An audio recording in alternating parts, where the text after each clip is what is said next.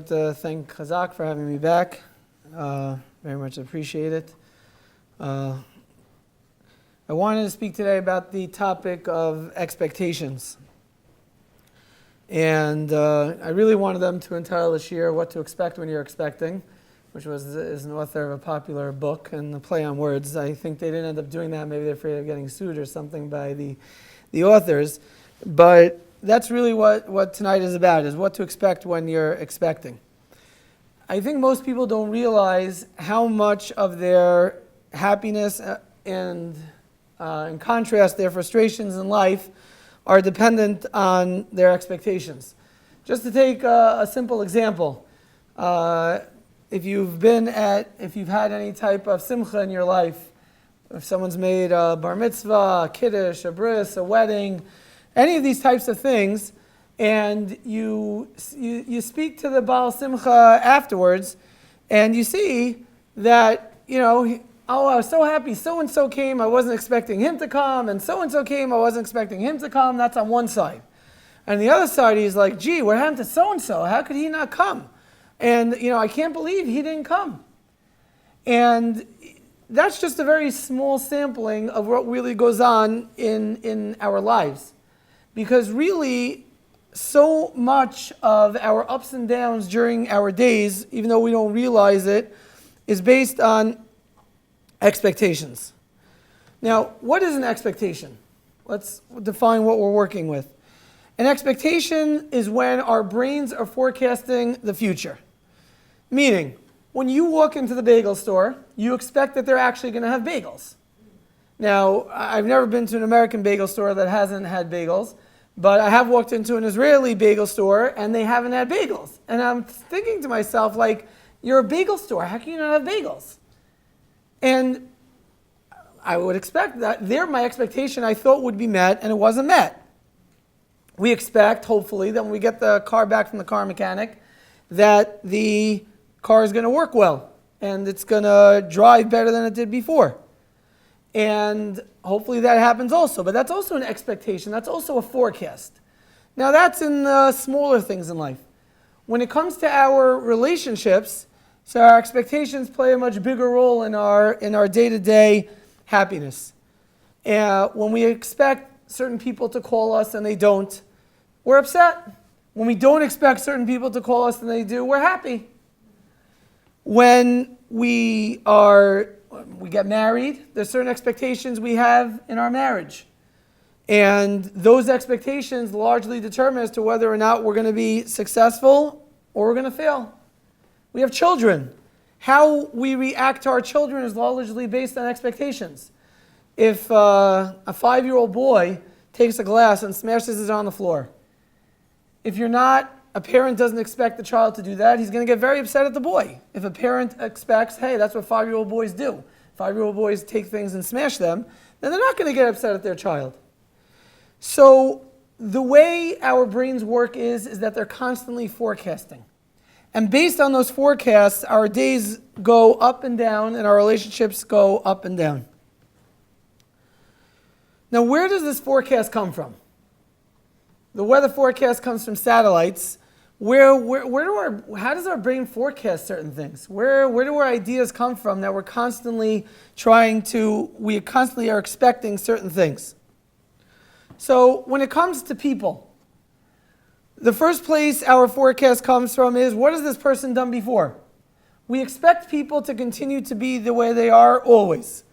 And if we have a relationship, whether it's with our parents, whether it's a spouse, whether it's a child, we expect everyone to just continue to act the way they are.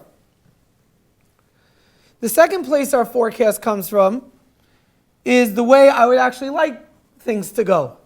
We all have a certain way we'd like life to go, and we all have a certain way that we'd like people to act with us. And it gives a certain bias to our forecast when we're trying to forecast what's going to happen based on the fact that this is what I want to happen. And because it's what I want to happen, my brain moves in that direction in deciding what the forecast should be in regard to this relationship. The third thing that goes into the forecast is, what do we call normal? Because I think that when we have an expectation, we expect things to be normal. It's normal for the bagel store to have bagels. It's normal after we get the car back from the mechanic that it drives. This is normal. But when it comes to people, it's a lot harder to figure out what's normal. When it comes to marriage, it's a lot harder to figure out what's normal. How do you know what's normal? You've never been married to anybody else. So you have your own life and you have your own spouse. And you might think this is not normal, but how do you know? One thing is for sure is that TV and movies can't tell you they're fiction. And novels can't tell you they're also fiction. So where's your definition of normal coming from? You have a child, like we just said. You have a 5-year-old. Is his behavior normal or not normal? So our expectations are that everyone should be normal. But sometimes, and we'll speak about this more soon, we don't really know what normal is. The last place our expectation comes from is our definition of what's right and what's wrong. Meaning, we expect people in general in the world to do the right thing. Now, hopefully that is an expectation that still comes true most of the time, that people are going to do the right thing. And based on this, we expect people to act in the right way. But our definition of what is right and wrong also create our forecast. Now, what are the outcomes of these expectations? So, my Rabbi Yaron said, his definition of anger and frustration is the gap between the way you thought things would go and the way that they actually turned out. Meaning, if you remember the world before GPS and Waze, if you thought you would get somewhere in half an hour and you got there in an hour, it created a lot of frustration. I can't believe it's taking me so long. Now the frustration is created if sometimes you have your Waze on and it says you're going to get there in half an hour. Then you drive 2 minutes and now it says 31 minutes. You drive another 3 minutes and now it says 32 minutes and the time is going up and up and up. That's not something that we expect. So when there's a gap between the way we thought things would happen versus the way they actually turn out, that is what creates anger and frustration. Now the opposite could also be true. If we had a low expectation and something happened, we expected, originally we got in the car, it said it's going to take us an hour to get there, and suddenly it jumps down to half an hour, we're suddenly very happy. Expectations also lead to letdown and disappointment. If we expect things from people and they don't do them, so we're upset with them. Here too, it doesn't matter what the relationship is. It could be a friend, it could be a parent, it could be a spouse. But if we don't get the things that we expect, there's letdown and there's disappointment.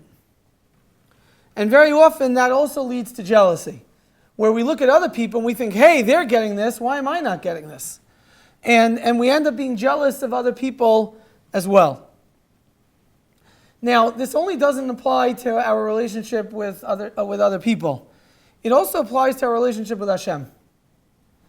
Because a lot of our ups and downs in life, if we expect certain things and we expect life to go a certain way, could also strain our relationship with Hashem.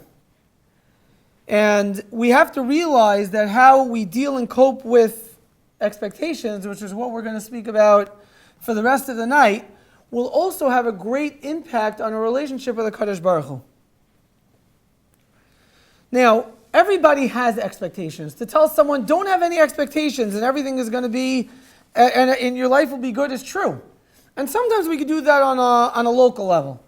Meaning, I tell couples that get married, expect nothing of your parents and in-laws. Zero. It'll guarantee you to have the best relationship possible with them. Because almost all fights that come between kids and parents or in-laws come from the fact that the kids expected, your parents are going to do this and my parents are going to do that. And then when they don't do that, and especially they did it for someone else, so suddenly people are angry with each other and people aren't talking to each other. And it's all from expectations. So I tell them, if you expect zero from them, then whatever they do, you're going to be full of akaras hatov. And when they don't do, you'll be okay. And that is guaranteed success in a relationship with your parents and in-laws. Guaranteed. And there, I think, is you could tell someone to just work on not having any expectations. So I think when it comes to one specific relationship like that, a person can really force himself to just say, I don't expect anything. But in general, like I said, our brains are always forecasting. So the expectations are going to be part of our life. So how do we deal with them? So after the fact, the best way to deal with them is to try to think how much of my expectation was legitimate and how much was it not.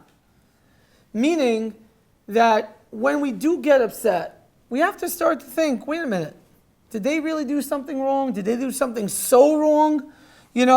Maybe I'm right and I could have expected them to do a little bit better, but is my anger, how much of my frustration is based on my expectation versus what they did wrong? So, and this includes quite a few different factors. A husband might, let's say, come home expecting dinner. And he comes home and there is no dinner. So he has to think to himself, 1 second, what did my wife do today? Oh, she was out the whole day, so why did I even expect dinner?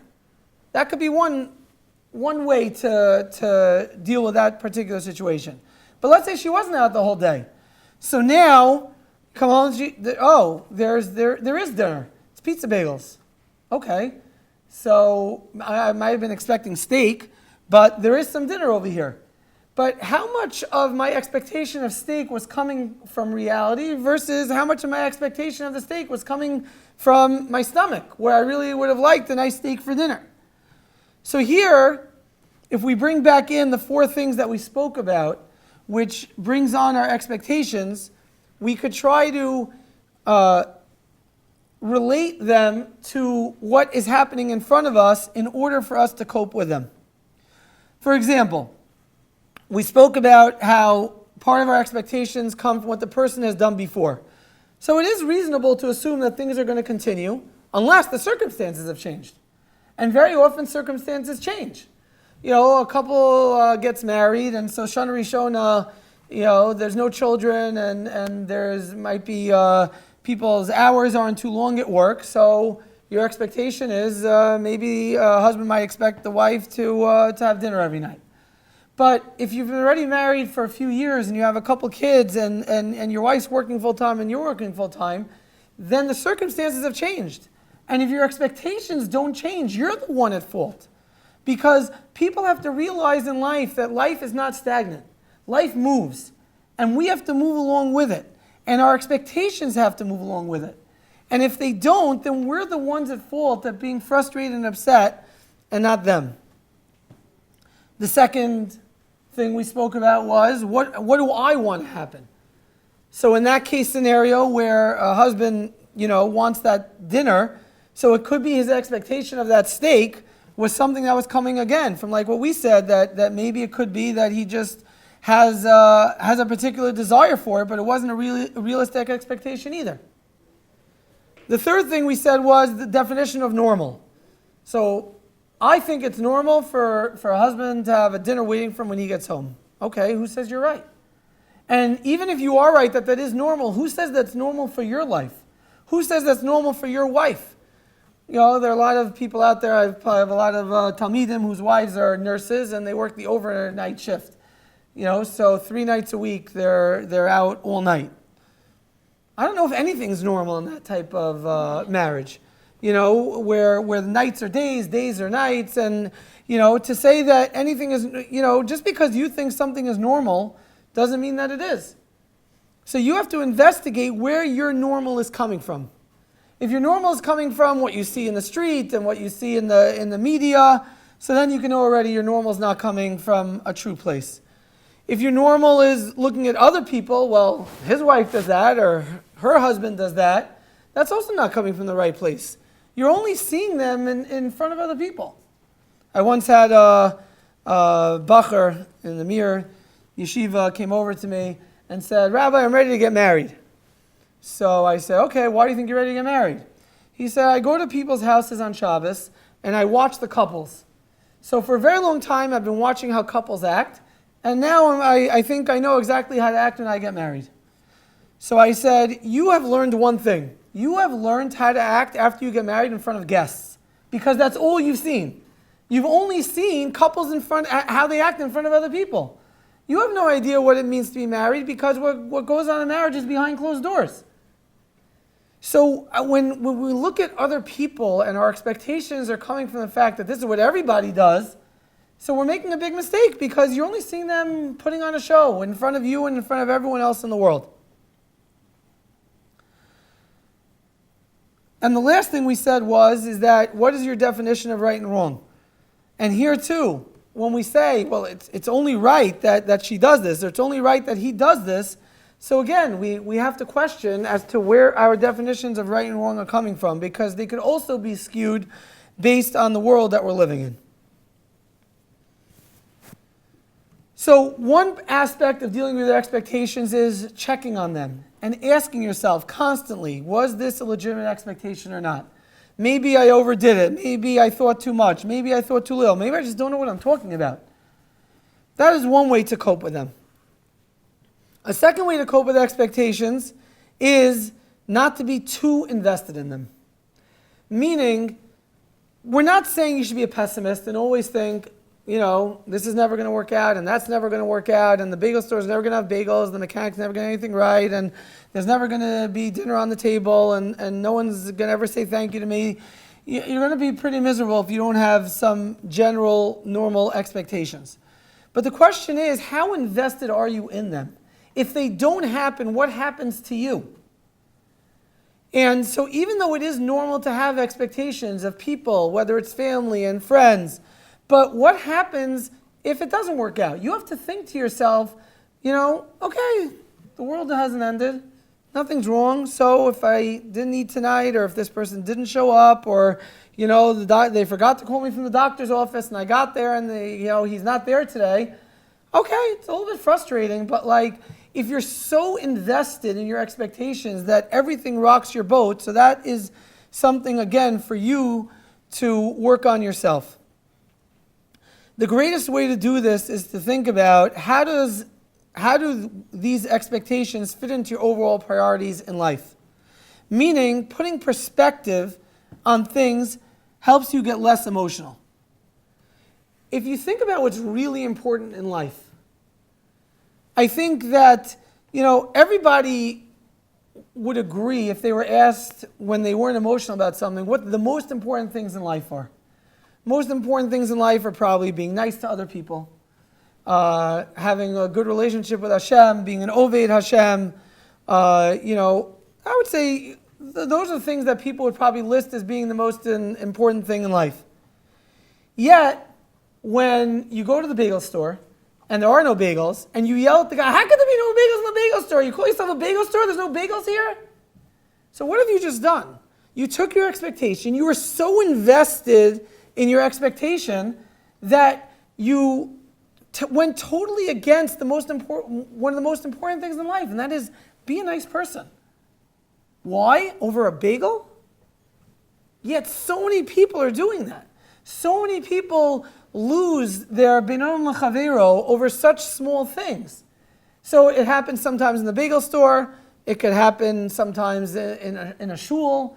It could happen at a wedding. It could happen in a home. It could happen with your children. We just lose it. And if we put our priorities in front of us at all times, and we think about what's really important. Is it really important to be nice to this person? Or is it really important for me to make sure that there's always bagels in the bagel store? I think we all know the answer to that question. We just have to think about it. So when our expectations are not met, and we get a little bit frustrated, we have to think, you know what? What's important right now? What's really important over here? And so many times the answer is, what's really important is, you know what? I really should not make this person feel bad. Yeah, they might have messed up, and the secretary might have messed up my appointment, and I left work 2 hours early just to get here, and now the rest of my day is ruined. Okay, that might be true. But is that more important? Is it more important to make the person feel bad than it is to just walk away and to make sure to have proper binon l'chavero? So if we spend time thinking about that, then also when our expectations are dashed and they're not met, and like I said, sometimes it can be difficult to deal with. But if we keep our priorities in life in front of us at all times, we'll be able to handle those situations so much better. One last point is to try to stay in control of your expectations. Now, here I don't mean stay in control afterwards. I mean, the more your expectations are in your control, the less chance you're going to have to get upset and frustrated. The more you're dependent on other people to fulfill your expectations, the greater chance you're going to have of being upset and frustrated because you're not in control of anybody else. You're only in control of yourself. So when we have expectations of certain things that are going to happen, you have to ask yourself, how much of this is in my hands? If the answer is a lot, so then okay, I'm in control over here of a lot of what's going to happen, so then I can expect certain things. But if I need someone else to do something for me, right away you should temper your expectations and say, look, I'm not in control. I don't know if it will happen, I don't know if it won't happen, and therefore I'm just not going to be so invested in this, because when other people are determining things, there's a good chance they're not going to turn out the way that I want them to be. Now, what if you've checked everything and you think your expectations actually were pretty legitimate? So then what do?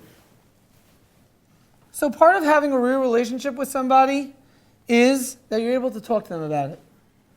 And being open with someone and telling them, I had this certain expectation and I think it's a correct one and it's not happening within the relationship that we're having is something that is part of being a real person within the relationship. And if we want to build our relationships, it comes through being real people.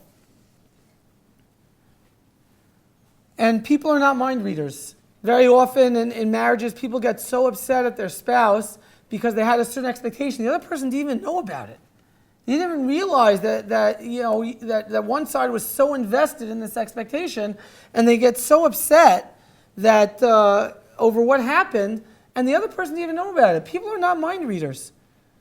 And even though we think like, okay, this is obvious and this is to be expected, but people aren't mind readers.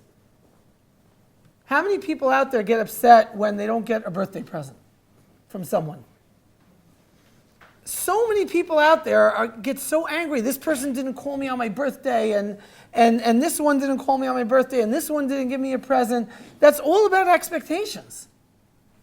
But here too, I don't know how important birthdays are to you that you'd want me to call you. Or I don't even know when your birthday is, that you're upset at me that I didn't call you. So if we do have an expectation that we do think is normal, we do think should be fulfilled, and we think that the other person is not doing it, then we need to go over to them, we need to talk to them. And we're not coming to attack them, we're just coming to them, look, I don't know if you realize, but I thought this was part of our relationship together. I thought this is part of the way that we work together. And the only thing we have to make sure of is not to do this when we're emotional. Meaning, if the expectation was dashed right now and we're very upset over it, then we're going to come across as blaming them and attacking them. We have to be very careful not to do that. The last point, before we move to our relationship with Hashem, is to realize that everybody fails. Meaning that even if we had a correct expectation, and even if we were right about everything, everybody makes mistakes. And we have to leave them room to do so. Just like we want other people to give us room to sometimes fail and to not jump all over us and to not be upset at us and not to be angry at us, we have to do the same thing for other people. We all make mistakes. And the more we're able to practice just giving people space after their mistakes, even our expectations were right, and it's very difficult for us, exactly what happened over here, but nevertheless, we have to leave room for people to just, make mistakes, even if our expectations are not being met. Ultimately, practicing on people will help us in our relationship with Hashem. We expect the world and our lives to all go a certain way. There's no doubt about it. Everybody expects certain things to happen in the world. And sometimes to a greater degree and sometimes to a lesser degree, things don't go the way we expect them to. That's the way Hashem made the world. And people get upset when things don't go the way they want. Why? Because again, expectations. And if we think about it, it's a little bit funny, because our expectations of the way Hashem runs the world, if we were right, and our brains were right in expecting everything, that would really mean that Hashem has the same brain as me. Meaning I'm just as smart as he is, because this is the way I think, this is the way everything should go. So if everything is going that way, that means, okay, Hashem's brain and my brain are basically the same thing.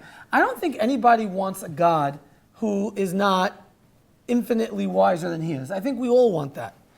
We all want HaKadosh Baruch Hu to run the world with his infinite wisdom and not based on our meager wisdom.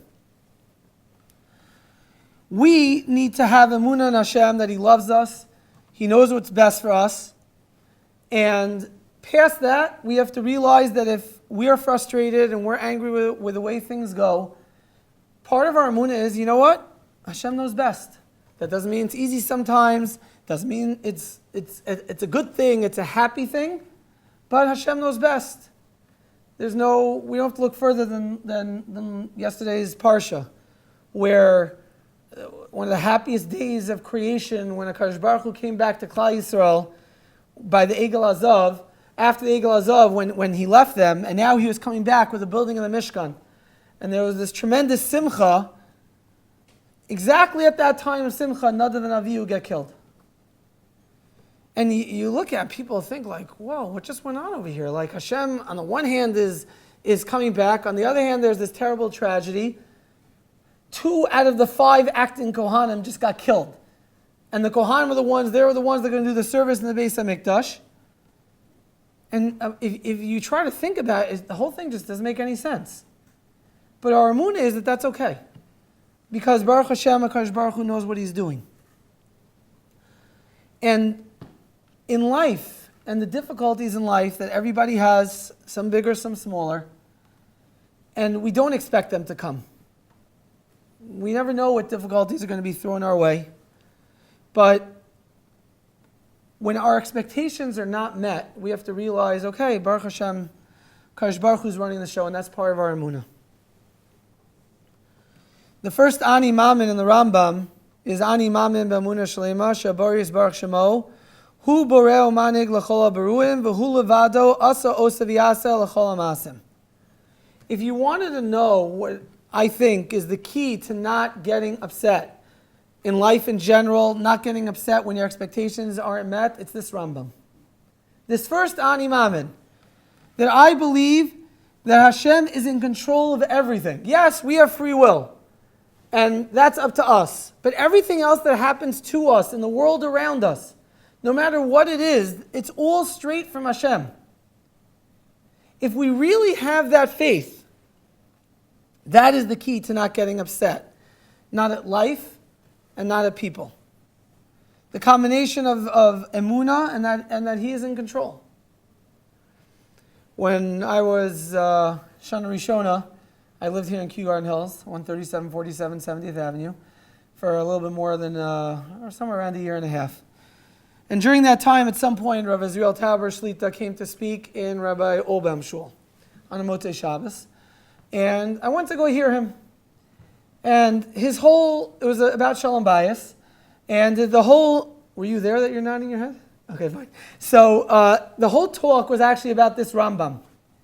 And he described at the time that he said, my wife, I think if I remember correctly, has 12 kids. And he said his wife was the ultimate balabasta. There was never a time where he came home and there wasn't dinner on the table and the house wasn't clean. And she mamish took care of everything. She was amazing. So one night he said that he called home and he said, look, I am usually coming home at 8 tonight. I'm coming home at 7 because I have to speak somewhere tonight. Do you mind having dinner ready? And she's like, sure, no problem.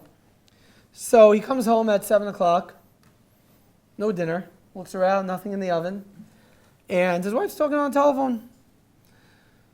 So she gets off the phone, and he turns to her and he says, listen, I know Hashem didn't want me to have dinner tonight. I just want to know, how did he get you? Like, you've like never messed up ever. He must have gotten it, like had some fancy way to like get you to forget to make me dinner tonight. Like, I just have to hear how Hashem got you. But that's what this means. That's a true mammon. A true mammon means that when my expectations are dashed in life, I can turn and say, Hashem, you didn't want this to happen. So in certain ways I am in control. I can keep my expectations down and I can keep my priorities, in front of me at all times, and I can try to temper my reaction to the expectations not working out. Ultimately, in order for us to live life in this world and feel happy and fulfilled doing so, we always need HaKadosh Baruch Hu to be part of the equation. Both in life and, like I said, in relationships with people as well. There's no point in me getting angry at you, whoever you are. But you know why? Because you didn't do this to me. Hashem wanted this to happen to me. So if Hashem wanted me to go into the bagel store without there could be no bagels in the bagel store. If Hashem wanted the car mechanic to not fix my car even though I left it there for 2 days, it's all from Hashem. There's no point in me getting angry at you. Because Hashem wanted this to happen. So to conclude, we have to be flexible and ready to adapt. We have to not be so invested in our expectations. We have to give people space to be different. We have to allow life circumstances to change in order to just get through our expectations and not have them affect our lives in a negative way. The less you rely on expectations, the more energy and responsibility you're going to take for that moment as well. Meaning, when we expect others to do things, that means we step out and we're just waiting for them to do what needs to be done. But if we don't rely on expectations of other people, and instead we say, I'm going to take control, so we put more energy and we take more responsibility. So for example, someone could come home and they have the expectation, when I come home, okay, I can't wait, I'm expecting my wife to make me this wonderful dinner. So when that guy comes home, if the dinner's there, he's probably not going to have so much a karsa tov because he expected it. And if it's not there, he's going to be very upset. But what if the guy came home every night saying, you know what, I'm going to come home tonight and I'm going to make dinner. So now, there's no chance of him being upset. If his wife made dinner, great. There was actually an interesting shayla that just came up in Eretz Yisrael that my chavrusa got the shayla afterwards. I saw Rabbi Zilberstein got the shayla. But there was a guy who was married and he says that his wife just doesn't have it together. He wasn't blaming her, but there's never dinner. The house is always a mess. And whatever it is, that's what it is. And he's basically accepted that. One night, he was just starving. So on the way home, he did what any Israeli would do. And he stopped at a shawarma store and he bought himself a shawarma. And he said, okay, this way, at least when I get home, I'm full. I don't have to prepare dinner, whatever it is. That night, his wife had the table laid out with some lasagna on the table. Finally, after all these years, she actually made this fancy dinner, whatever it is. And he's like, what am I supposed to do? I'm fleishik. Is there anything for me to do? I don't know what he did on the spot, but he went and he asked. He asked Zilberstein, he asked Chavrusa of mine, what am I supposed to do in that situation? Or can you lie? Can I wait an hour like the Ramah and be makel? But that was the shayla that came out. But if we come home every night not expecting anything of our spouse and saying, I'm going to make this happen. I'm going to make dinner. You're guaranteed success. If she didn't do it, so you'll do it, that's success. And if she did do it, great. I have so much gratitude to you. Thank you so much. You saved me from making dinner. That's wonderful. The more we take control in those types of situations, we're going to bring energy. We're going to take responsibility. The happier people we're going to be. This is true in every relationship in life. And it's true in a way that it could really change our marriages. It could change our relationship with our children. For those of you here that have children, so often we're frustrated with our kids just based on our expectations of them. And if instead of expecting things from them, we're the ones that take responsibility in the interaction with them, and we say, you know what's going to happen here is based on me, then we're also guaranteeing to the best as we can a successful relationship with them as well.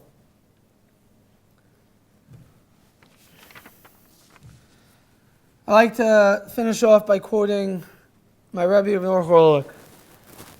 If our expectations control us, they're a weapon of the Yetzer Hara. If we control them, they can drive us to greatness. And I think, and we realize this, and we realize that so many of our problems in our interpersonal relationships, and even sometimes our relationship with Hashem, is because we let our expectation control us. And our expectations carry us through the day, usually not such a good way.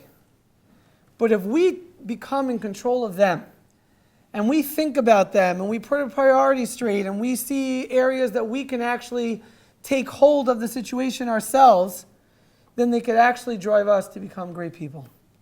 Thank you for listening.